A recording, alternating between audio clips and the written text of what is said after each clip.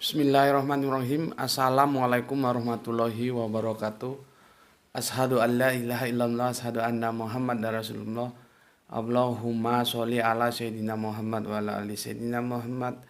Kama sholaita ala Sayyidina Ibrahim wa ala ali Sayyidina Ibrahim bil alamina innaka hamidum majid. Alhamdulillah, kita awali dahulu dengan sebuah panjatan doa kepada Gusti Allah ingkang Maha Agung. Semoga sholawat yang diberikan oleh saudara-saudara kita untuk channel dakwah ini menjadi catatan langit amal soleh bagi mereka dan keluarga, dan begitu juga doa-doa baik dari keluarga kita semua, ya, seiman, ya, seakidah, ya. Islam itu saling mengikat, saling mendoakan, ya. Akad, ikat, akidah, nah, itu nanti kalau ditasrif jadinya begitu, ya.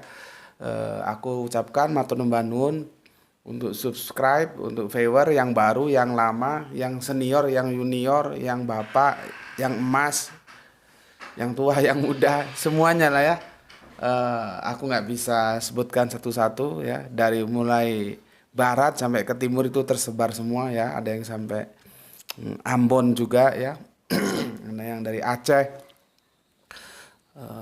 Padang, ya, Jakarta, Bandung, Semarang, Jogja juga, ya.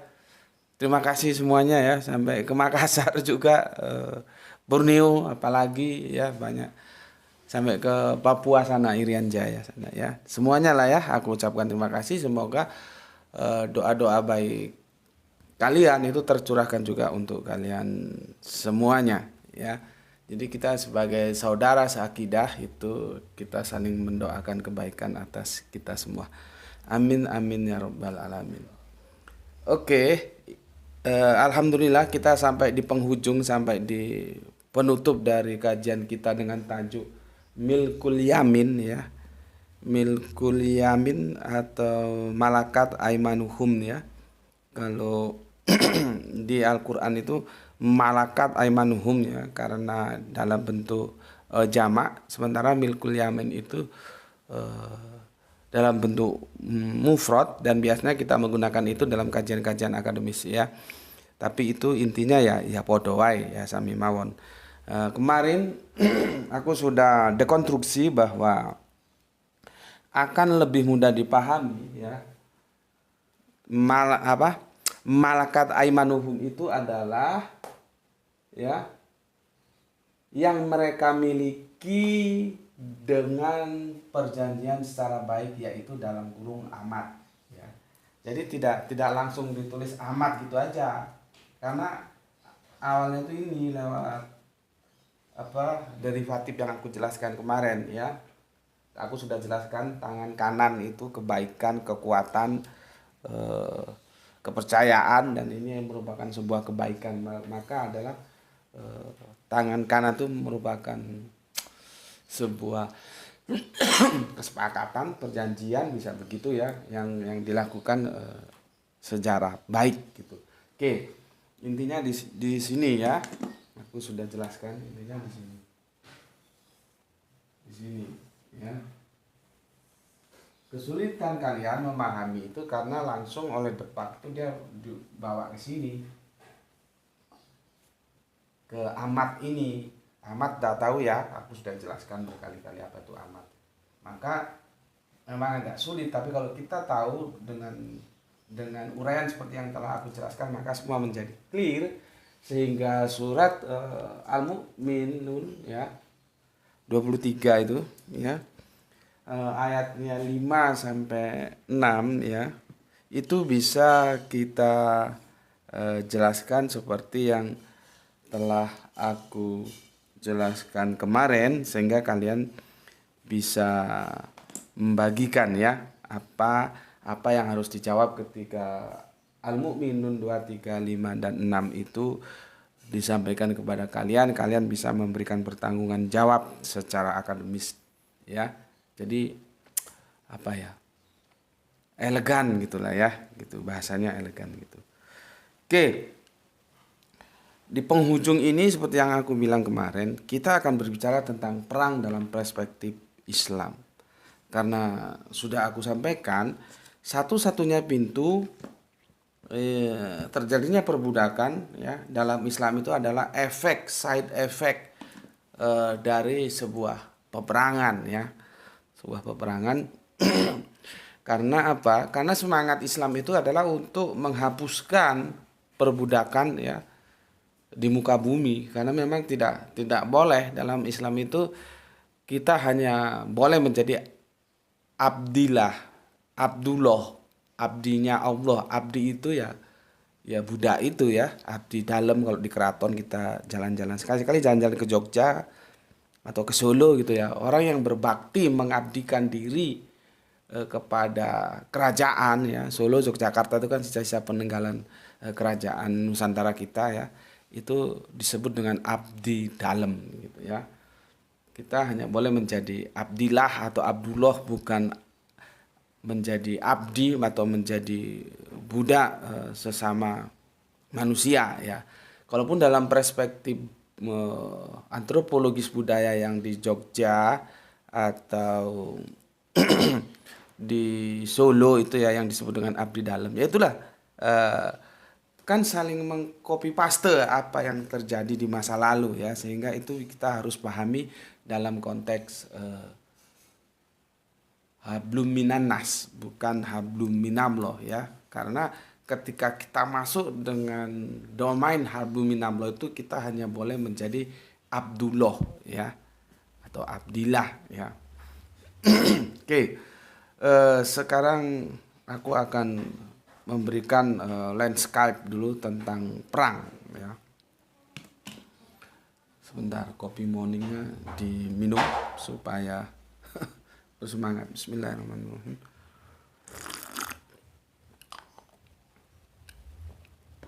Akhir pekan yang cerah ya, ini matahari bersinar terang.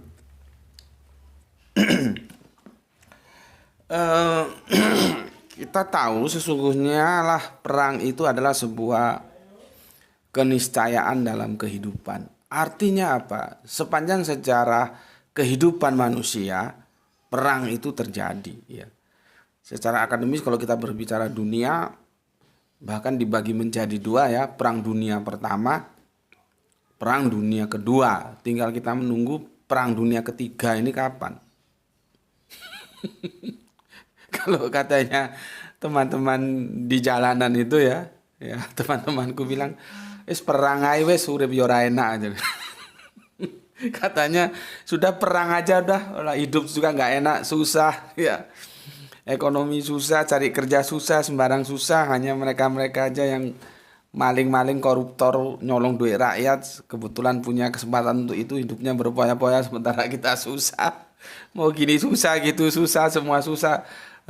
Wes perang aja wes gitu. itu apa namanya, anekdot guyonan yang ada di kalau kami saling ngumpul sesama ya orang-orang jalanan lah ya gitu. Bahasa Jawanya itu perang aja wes itu, perang saja sudah gitu. Karena hidup pun nggak enak gitu.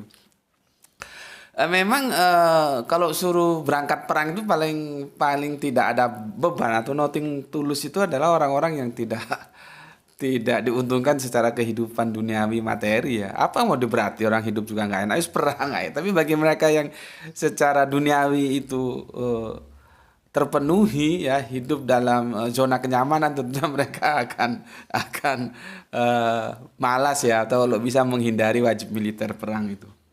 Makanya kalau kita lihat Maulid Nabi itu harus dilihat dalam perspektif antropologis budaya ya. Kalau misalkan Anda yang tanya mana hadisnya memperingati Maulid, ya orang ono, memang itu bukan dalam konteks hadis kok. Itu dalam konteks antropologis budaya, strategi atau siasah atau makar yang dilakukan oleh Salahuddin Al-Ayyubi secara cerdas. Bagaimana dia membangkitkan semangat tempur serdadunya. Supaya perangnya menang itu semangat tempurnya harus dipompa. Maka trigger untuk memompa semangat tempur itu maka dibikin maulid itu. Sehingga ini loh, nabimu itu seperti ini loh. Nabimu itu ya jagoan perang loh. Nabimu itu bukan sekedar panglima yang ada di atas meja loh. Dia juga tempur turun ke gelanggang peperangan loh. Nah gitu ya. Dan alhamdulillah setelah adanya Maulid itu ya, peringatan kelahiran ya, itu kan menjadi semangat dan akhirnya peperangan dapat dimenangkan gitu. Jadi kalau ada yang tanya di mana hadisnya sehingga memperingati Maulid Nabi itu, yaitu yang salah itu yang tanya, jadi nggak usah dijawab. Karena apa, itu bukan dalam konteks hadis atau Al-Quran, itu lahir dari konteks budaya, strategi, ya. Ya seperti itu. Kalau orang sudah mampu, sudah mapan, suruh perang berangkat ya males. Tapi bagi yang kiri-kiri budal wae. Ya, bagaimana supaya semua bersemangat? Ya dibikinlah maulid-maulid itu ya. Karena apa? Kita harus mendapatkan sebuah pemaparan tentang hero. Hero yang kita miliki siapa ya? Kanjeng Nabi. Maka kita harus mengungkap kesejarahan Kanjeng Nabi supaya kenal. Nabimu itu begini loh. Dia panglima perang loh. Dia tidak hanya bermain di atas meja loh. Dia juga turun ke dalam gelanggang peperangan. Wah, jadinya semangat tempurnya bangkit ya. Oke, makanya kalau ada yang tanya hadis tentang Maulid Nabi, memperingati Maulid Nabi ya, sudahlah kasih senyum aja. Kasih senyum aja. Oke. Sampai nyasar ke sana kita ya. Itulah kajian singular. Tapi setidaknya itu bermanfaat kalau kalian mau ditanya tentang Maulid ya. Atau biasanya sebetulnya itu lebih enak kita sebutnya milad sebetulnya ya. Tapi repot, masuk lidah Jawa itu nggak Maulid, nggak milad, mulut, jadinya muludan. Ya, ya. Jadinya itulah proses budaya bahasa ya. Oke. Secara umum peperangan merupakan suatu hal yang tidak disukai ya. Jadi meskipun kita pada dasarnya tidak suka peperangan karena efeknya itu ya, dampaknya itu dalam hidup ini diantaranya adalah seperti kehilangan keluarga ya, dan kerabat, anak, bisa suami ya, bisa adik, bisa mas ya, keluarga lah ya. Berdampak buruk juga bagi perekonomian jelas, hingga berdampak buruk juga bagi keamanan jelas, pertanian jelas, bagaimana kita mau bertani kalau kita dalam suasana perang ya. Dan dampak buruk lain dari perang yang tak terelakkan adalah tawanan ya. Tawanan. Sesuai dengan konteks kajian kita kali ini, maka tawanan itu kita sebut saja budak yang bisa disebut sebagai bisa disebut sebagai abid dan amat. Yang aku sudah jelaskan apa itu abid, apa itu amat ya. Namun demikian pada realitanya peperangan sering terjadi dan harus dilakukan lantaran karena beberapa hal dan faktor. Ambilin tisu deh, kok ada bahasa sini ya. Kena air kopi ya. Satu aja. Oke, aku lanjutkan. Ada yang berperang ya. Ada yang berperang itu karena memperebutkan sumber daya alam. Ada pula karena ambisi merebut kekuasaan ya. Bahkan ada perang terjadi karena kisah cinta ya, antara laki dan perempuan. Seperti kalian nggak akan ngerti kenapa orang Jawa itu biasanya tidak mengendaki pernikahan dengan orang Sunda.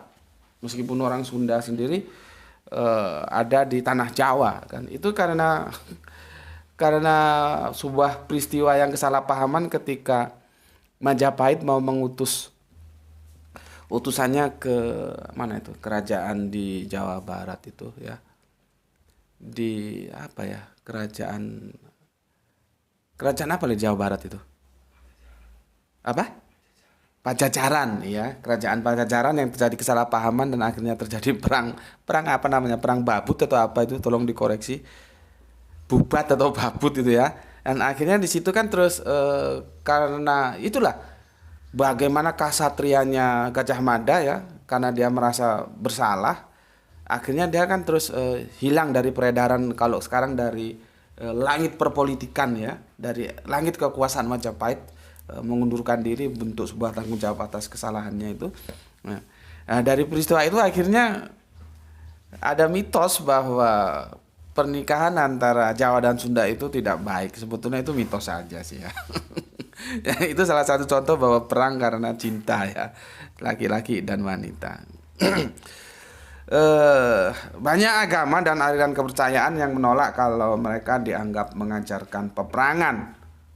Ya, jadi meskipun faktanya banyak yang berperang mengatasnamakan agama, gitu ya. Jadi banyak agama itu yang kami tidak mengajarkan peperangan, gitu ya. Tapi faktanya ada juga peperangan itu yang dilandasi atas agama, ya.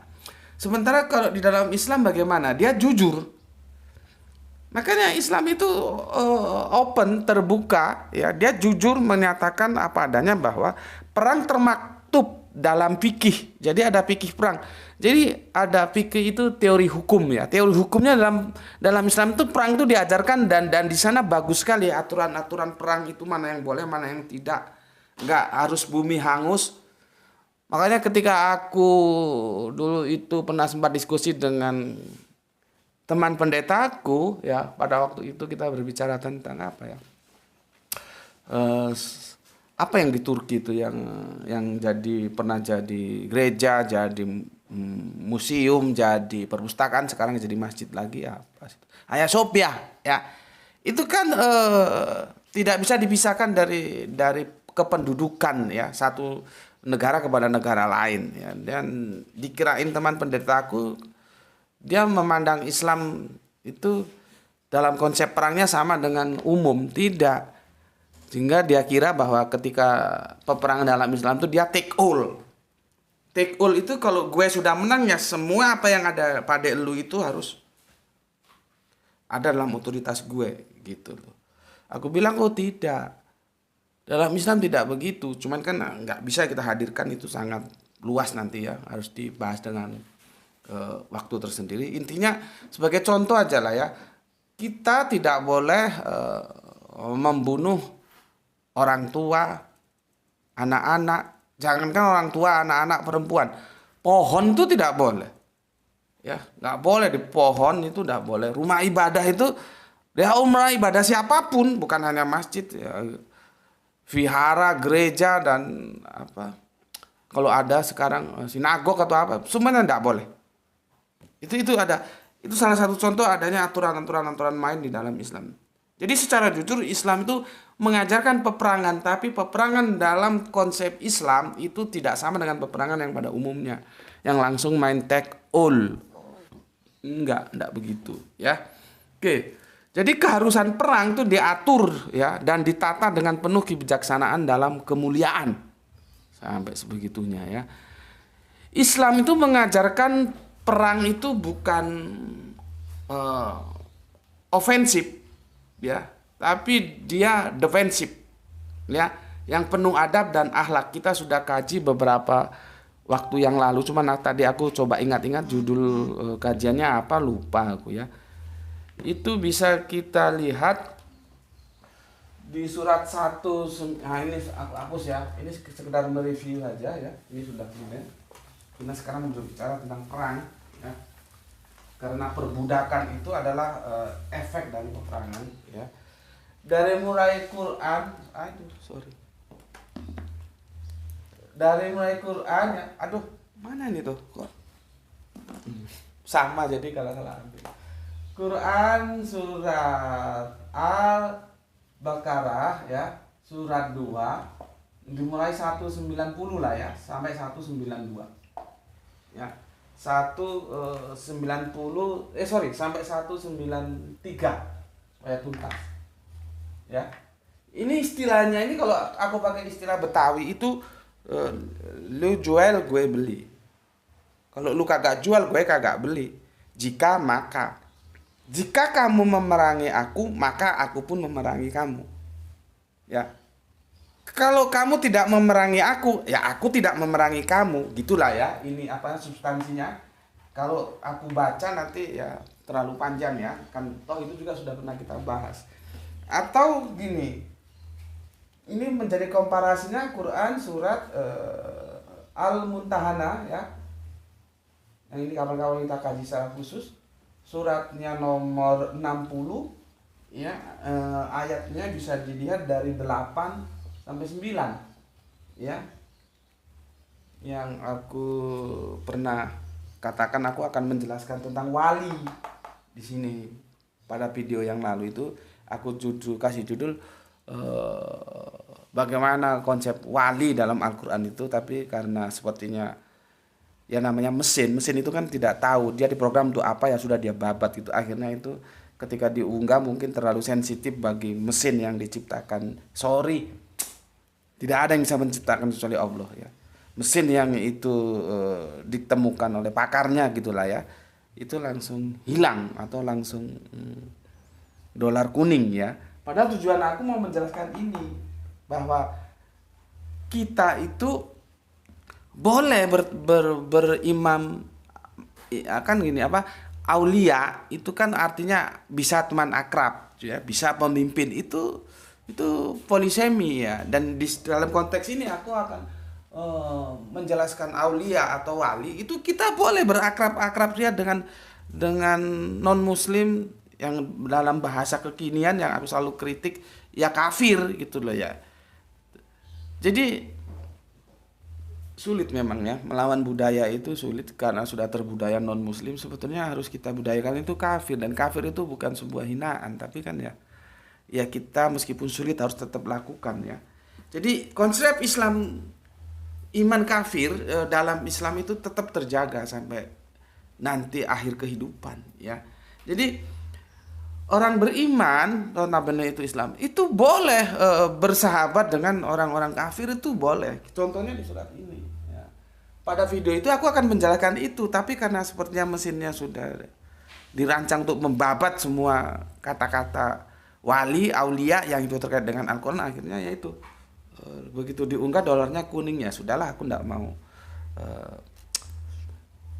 ribet-ribet, aku take down gitu ya. Sebetulnya aku di kajian itu ya, namanya mesin kan dia nggak mungkin baca semuanya. Pokoknya dia program untuk apa itu dibabat habis. Kalau seandainya itu manusia bukan mesin, dia baca atau dia ikuti dulu videoku, dia tidak akan memberikan peringatan, karena di video itu menjelaskan bahwa ini seperti apa yang disebut surat 60 Mumtahanah ayat 8 begini. Allah tidak melarang kamu berbuat baik dan berlaku adil terhadap orang-orang yang tidak memerangimu karena agama dan tidak pula mengusir kamu dari negerimu. Sesungguhnya Allah menyukai orang-orang yang berlaku adil. Iya. Berikutnya nomor 9. Sesungguhnya Allah hanya melarang kamu menjadi sebagai kawanmu. Nah, ini kan dia sendiri di sini kawanmu, orang-orang yang memerangi kamu karena agama dan mengusir kamu dari negerimu, atau yang mereka membantu orang lain untuk mengusirmu. Dan barang siapa yang menjadi mereka sebagai kawan, maka mereka itulah orang-orang yang zolim. Nah, jadi kalau mereka baik sama kita, kita ya baik, walaupun dia kafir. Ya, selama dia baik dengan kita, dia tidak memerangi kita karena agama kita, dan dia tidak mengusir kita dari tempat kehidupan kita, walaupun dia kafir, kita itu boleh ya, tidak dilarang gitu ya. Jadi ini seharusnya aku jelaskan di video yang kemarin, tapi seperti yang aku ceritakan akhirnya sudahlah aku take down gitu. Nah, di sini itu korelasinya sama ini ya, bahwa ini jika maka jadi dia kita itu defensif, bertahan. Jika diperangi maka kita memerangi, jika tidak diperangi ya kita tidak memerangi. Dan di sini dijelaskan terhadap kafir-kafir itu yang baik sama kita, ya kita juga harus berbuat baik sama mereka. Itu diperintahkan.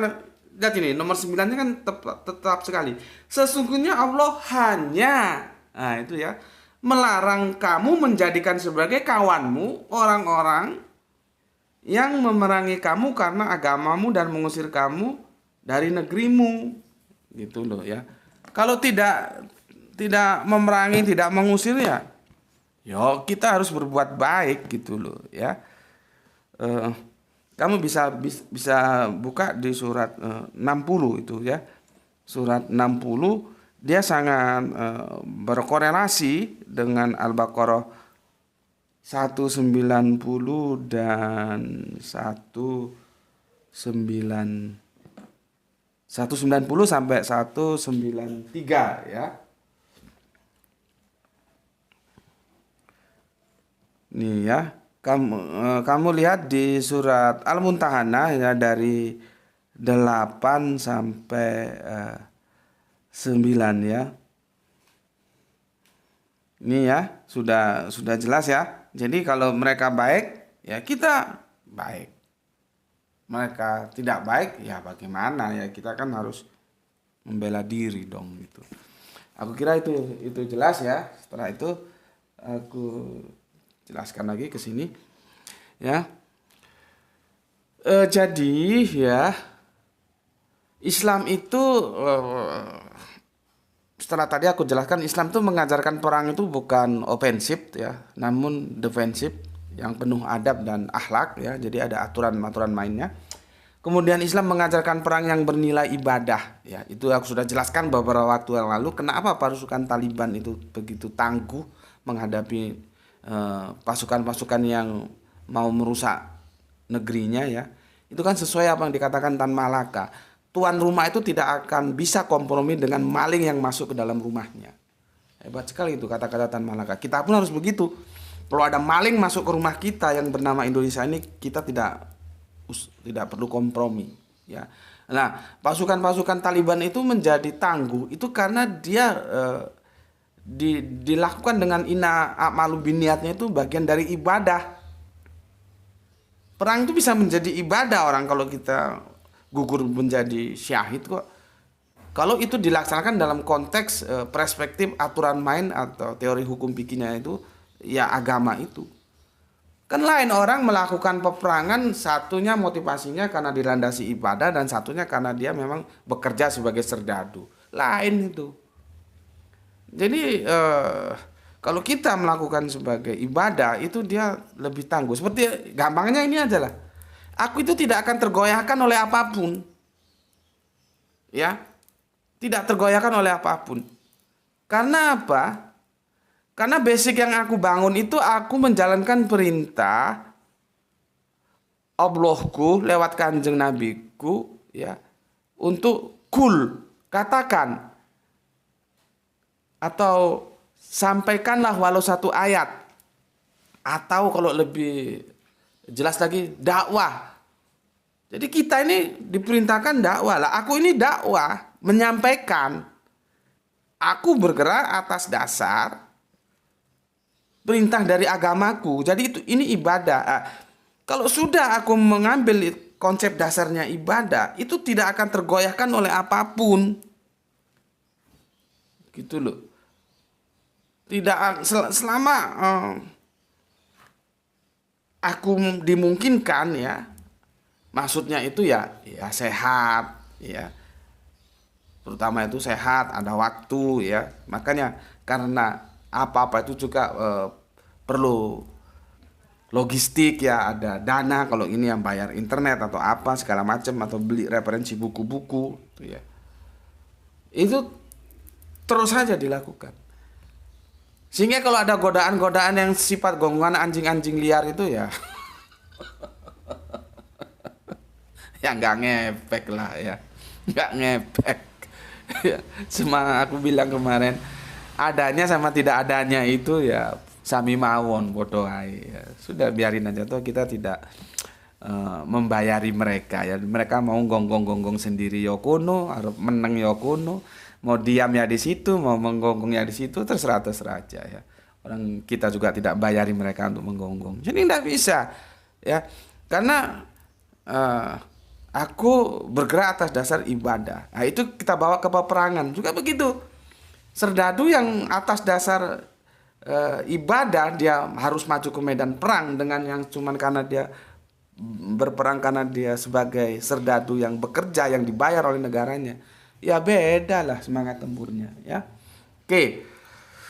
Jadi Islam mengajarkan perang yang bernilai ibadah, bukan membantai, membunuh, membabi buta ya, penuh dendam dan kezaliman, tidak begitu. Berikutnya, Islam mengajarkan perang yang berkonsekuensi. Nah, ini yang aku bilang tadi, hidup mulia atau mati syahid. Ya, bukan kemenangan yang menindas, ya. Jadi kalau dia menang terus menindas yang dikalahkan, atau kalau dia kalah dia hina, misalkan dia gugur, enggak. Kalau dia memang digariskan qadarullahnya dia gugur, ya dia menjadi syahid. Ya. Sebaliknya kalau dia di qadarullahnya menjadi menang, dia tidak boleh menindas yang dikalahkan. Makanya aku bilang peperangan dalam Islam itu jangan dianggap seperti peperangan umum, dia menjadi take all. Take all itu mengambil semuanya dari yang dikalahkan. Oh, enggak begitu. Ya. Itu kerangka dasar perang dalam Islam. Sebetulnya ini hanya mengulang, kan kita sudah pernah kaji dulu waktu ini. Cuman judul tajuknya tuh apa aku lupa, kamu carilah ya. Karena video kita sudah hampir 700-an ya, bagaimana aku bisa hafal satu-satunya. Oke, sekarang coba kita flashback ke belakang. Ini informasinya sebelum aku menjelaskan secara detail nanti perang dalam Islam. Peperangan-peperangan yang dilalui oleh Kanjeng Nabi ya. Pertama, Perang Badar. Perang Badar terjadi pada bulan Rabiul Awal tahun 2 Hijriah. Peristiwa ini dilatar belakangi oleh tindakan Qirs ya. Ini agak sulit nama Arab ini. Qirs bin Jabir Al-Fahri yang menyerang peternakan penduduk Madinah. Jelas ya, yang menyerang peternakan penduduk Madinah. Nabi Shallallahu alaihi wasallam memimpin 70 orang sahabatnya untuk menghadapi pembuat onar ini. Sesampainya di daerah Safwan, Nabi tidak menemui mereka. Artinya mereka sudah tunggang langgang ya. Oke, itu perang Badar pertama. Bismillah.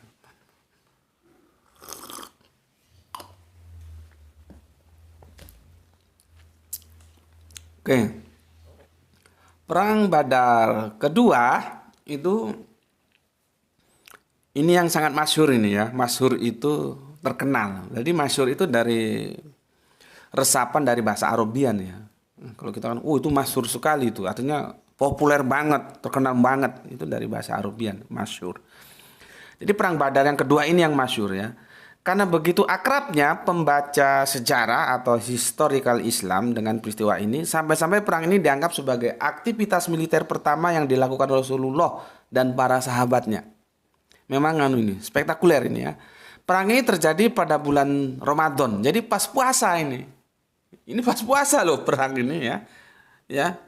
Ya itu tadi aku bilang, karena kalau basicnya sudah ibadah, meskipun puasa yang harusnya lemes-lemes, nggak ada urusan. Kanjeng Nabi bilang maju, berangkat ke medan perang ya. Ini terjadi pada bulan Ramadan 2 Hijriah. Rasulullah alaihi wasallam ya, itu Kanjeng Nabi itu memimpin 313 orang kaum muslimin menghadapi 1000. Bayangkan, berarti 1 dibanding 3, kira-kira begitulah ya. 1 serdadu iman ya, 3 serdadu kafir. Ya, bayangkan ini 313 orang ya kaum muslimin dari pasukan iman ya Islam menghadapi 1000 orang-orang kafir Mekah ya, Arab-Arab pagan kafir itu yang dipimpin oleh ya sebetulnya masih saudaranya sendiri ini. Siapa dia? Abu Jahal. Ya. Ini bisa pertarungan antara yang satu dipimpin oleh keponakan gitulah ya, yang satu dipimpin oleh Pak D-nya gitu ya. Kira-kira begitu ya. Tapi jangan lupa kalau kita gurauan ya, yang pertama kali memperingati Maulid itu sebetulnya Abu Jahal. Dia suka ya akan berita kelahiran keponakannya, kalau nggak salah keponakannya ya, Muhammad bin Abdullah tentunya ya, karena kan dia menjadi Muhammad Rasulullah setelah 40 tahun era peristiwa Gua Hira itu ya. Sampai jalan-jalan itu dia jalan nutuk kentongan kalau orang Jawa bilang ya, saking gembiranya. Jadi sebetulnya kalau kita flashback ke sana ya, kan sebetulnya milad itu kan memperingati kelahiran ya. Memperingati kelahiran atas kegembiraan lahirnya seseorang. Itu sebetulnya bukan Salahuddin Al-Ayyubi ya, karena Salahuddin Al-Ayyubi nanti juga itu bisa ditarik, ada lagi yang ngambil sejarah sudut pandang lain yang itu dinisbahkan kepada Fatimiyah ya, itu sejarah lah ya, sejarah itu relatif. Kalau aku mengambil dari garis Salahuddin Al-Ayyubi.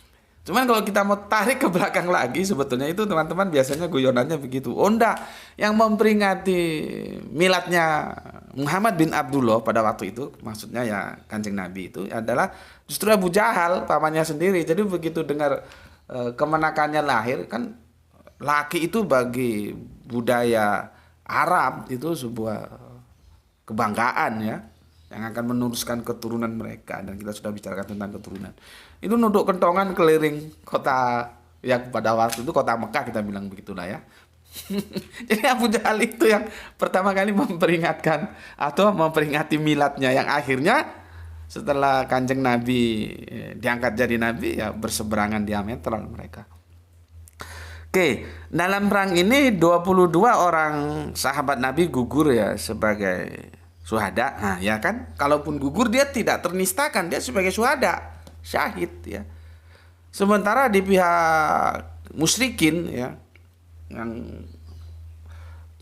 pagan-pagan ini 70 orang tewas dan 70 lainnya terluka.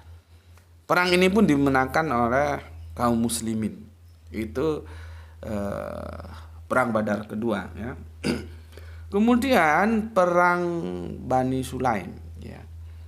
Perang ini terjadi pada bulan Zulhijjah tahun 2 Hijriah, tidak sampai 7 hari setelah tiba di Madinah dari perang Badar. Waduh. Baru pulang nggak sampai sepekan berangkat lagi. Ya. Dan sepekan dari perang Badar ya. Rasulullah berangkat menuju Bani Sulaim dengan membawa 200 orang serdadu ya.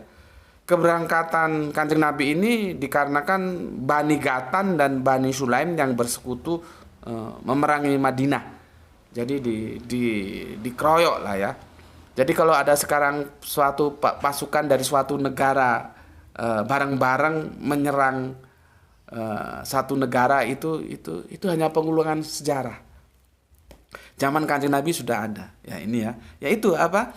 Bani Gatan, Bani Sulaiman, Bani Sulaim, bukan Sulaiman, Bani Sulaim bersekutu memerangi Madinah. Sama sekarang ya, jualannya pasukan pasukan internasional, padahal ngeroyok itu.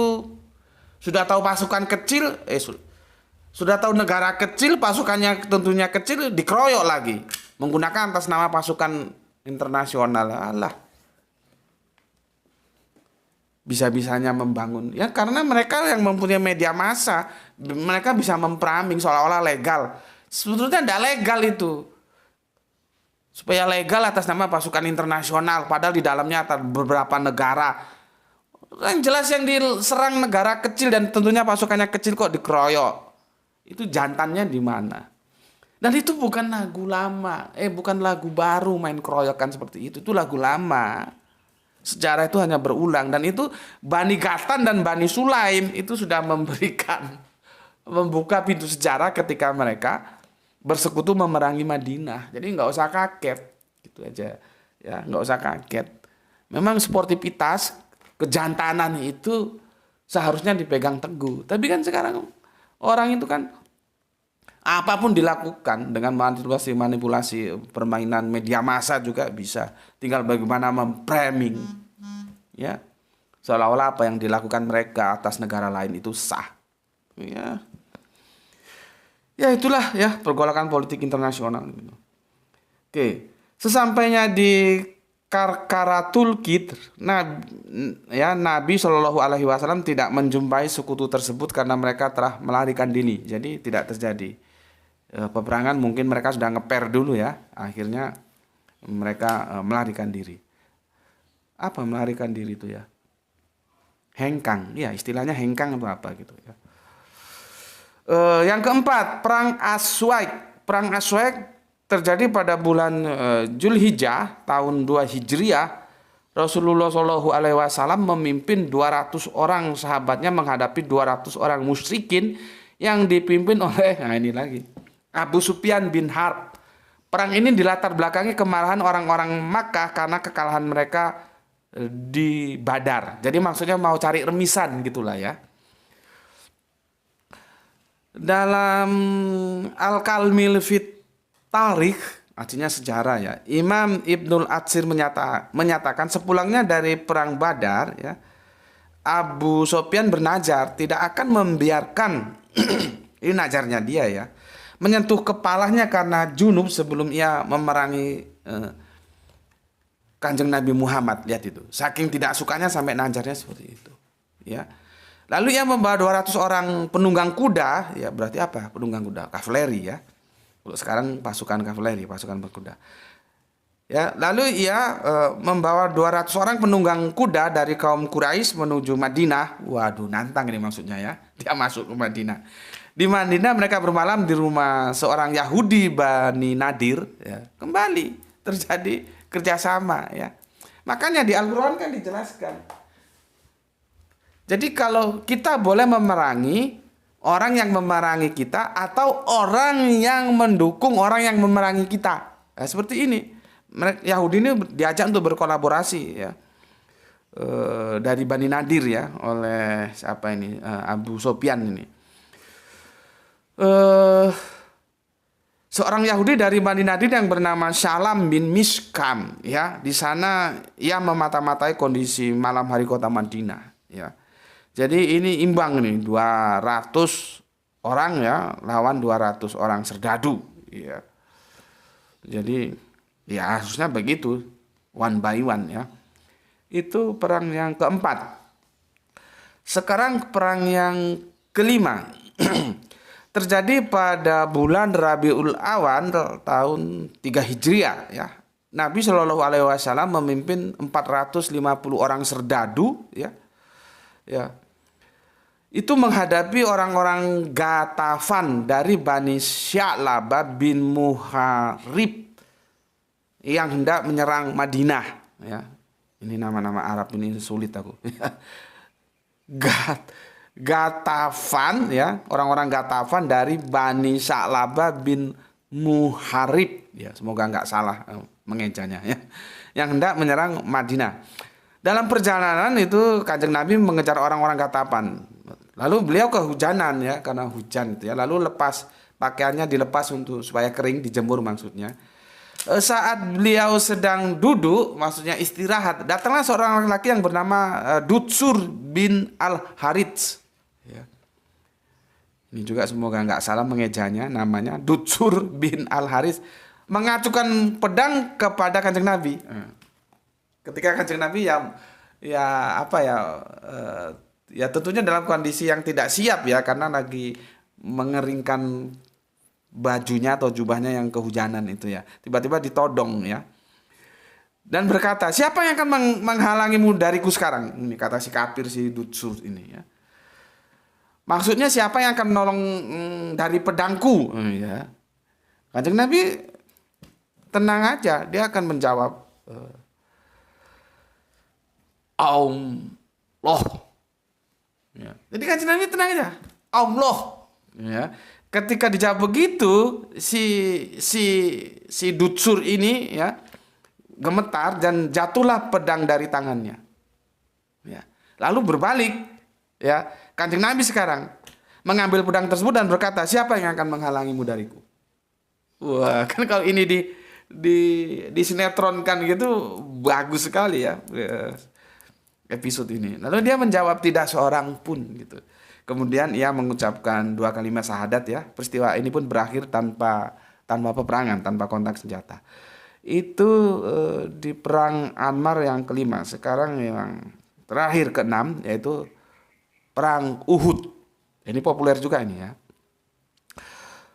Perang Uhud terjadi pada bulan Syawal tahun 3 Hijriah. Rasulullah ini memimpin 650 pasukan infanteri ya, dan 200 pasukan dengan kendaraan, itu ada yang onta, ada yang kuda atau hewan tunggangan lainnya ya, menghadapi 3.000 orang musyrik yang dipimpin ya, Abu Sofyan juga ini ya. Jadi itulah beberapa perang besar yang terjadi di zaman Rasulullah ya. Selain di atas tentu masih ada beberapa perang-perang peperangan lagi yang terjadi di zaman Kanjeng Nabi ya. Dan kalau kita lihat ada kok yang ya nggak salah di perang Uhud ini ya, atau di perang apa itu kita juga pernah kalah.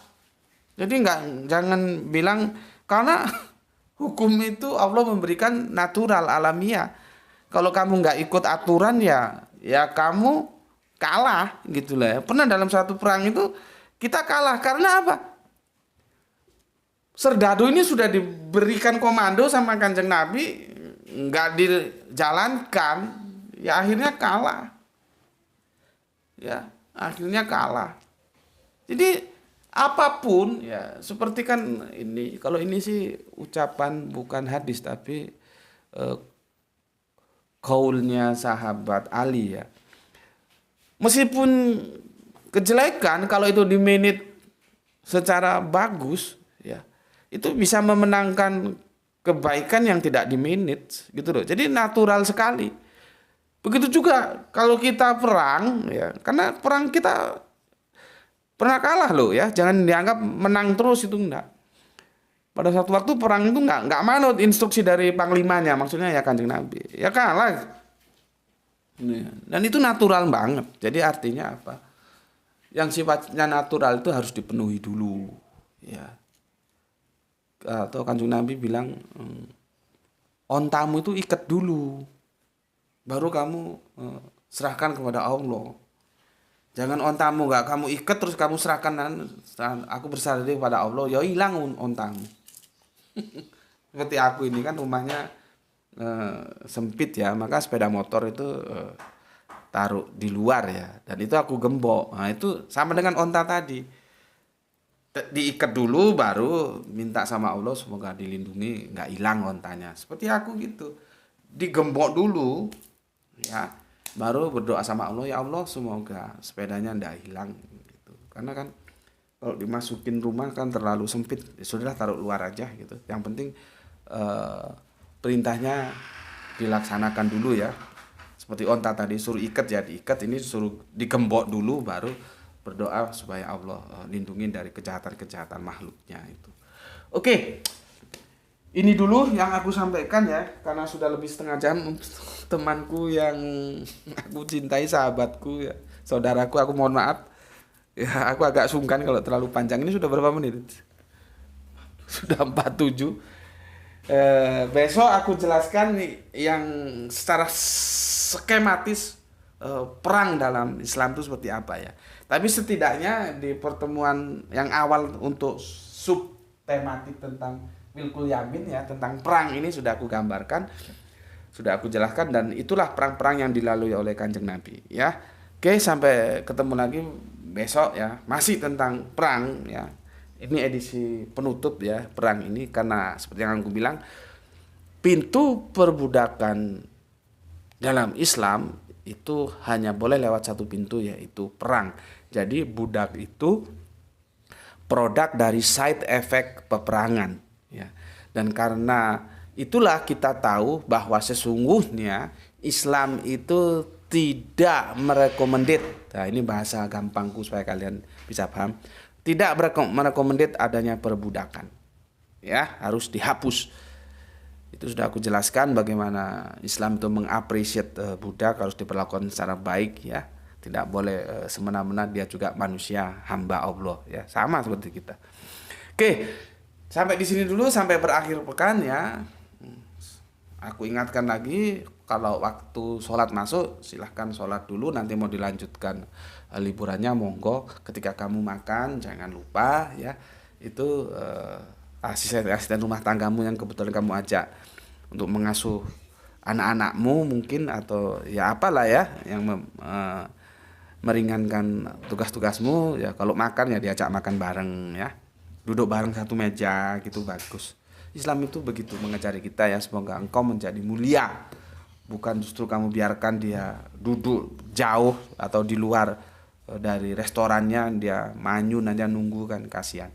Kamu punya perut, kalau nggak diisi lapar, dia juga sama punya perut, secara biologis sama, dia juga lapar kalau nggak makan gitu ya.